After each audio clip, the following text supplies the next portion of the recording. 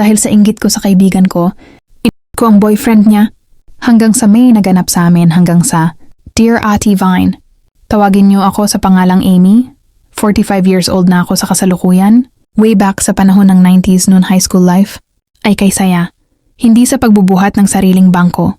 Isa ako sa laging nag-uwi ng korana sa mga school pageant.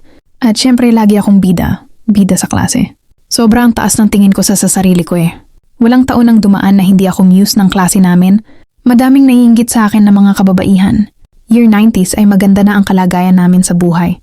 Bunso akong babae. Ang mama ko ay isang nurse, ang papa ko naman ay isang engineer sa Saudi. Sunod kami sa layaw. May dalawa din kaming kasambahay, kaya wala kaming alam sa buhay. Sanay din na may nagsisilbi sa amin. Meron ako ng maraming bagay na wala ang iba, pero may mga nakatago pa din akong saloobin at inggit pag-aasam sa aking kapwa. May kaibigan ako si Annalyn, mahirap lang sila.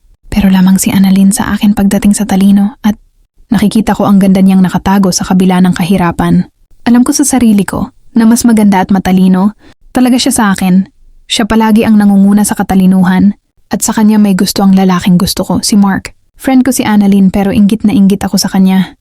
Nasa kanya ang papuri ng mga kaklase at guro namin. At ang atensyon ni Mark na lihim na pala niyang kasintahan. Isang araw, nakaisip ako ng masamang balak before. Inaya ko si Annalyn at Mark at ilan pa naming kaklase sa bahay. Mag-isa lang ako noon kasi nasa Manila nag-aaral ang mga kapatid ko. Si Mama ay night duty sa ospital. Nagpaalam ang kasambahay namin na mag-absent dahil manganganak ang panganay niya.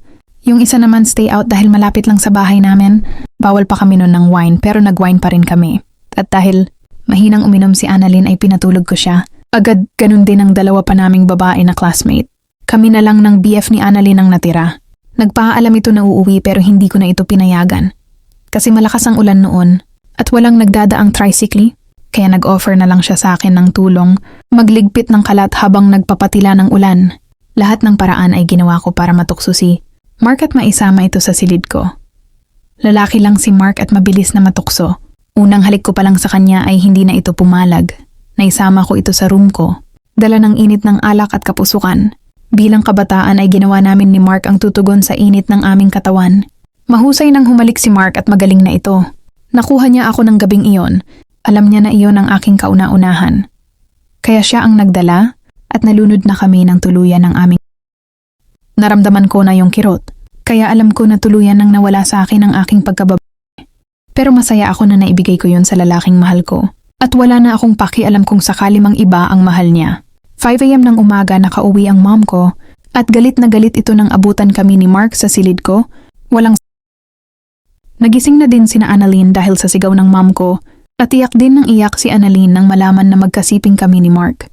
Kinausap ni mama ang parents ni Mark. Kailangan daw akong panagutan.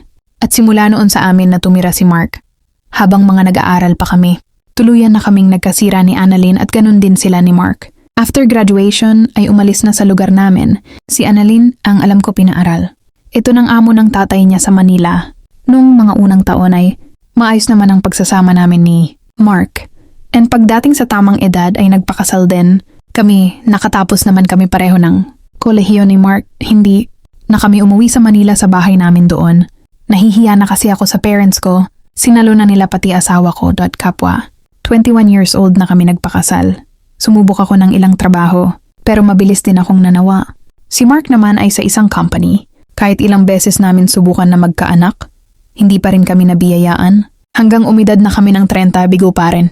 Kaya nagpasya na kaming magpa-check up at paglabas ng results napaiyak ako. Para akong binuhusan ng malamig na tubig. Dahil ako pala ang may diferensya at hindi na magkakaanak na. Sobrang na-depress ako, naging mabisyo. Lalo nang biglang nanlamig sa akin ang asawa ko. Halos hindi na niya ako inuuwian. Ang masakit pa, sabihan na ako nang walang kwenta ang pang-akit ko sa kanya noon. Kung hindi rin naman daw siya magiging buo dahil hindi ko siya mabibigyan ng anak. Sinabi niya rin sa akin na hanggang ngayon. Hindi pa rin niya ako mahal, pero bilang lalaki, pinanindigan naman niya ako. At hanggang doon lang iyon.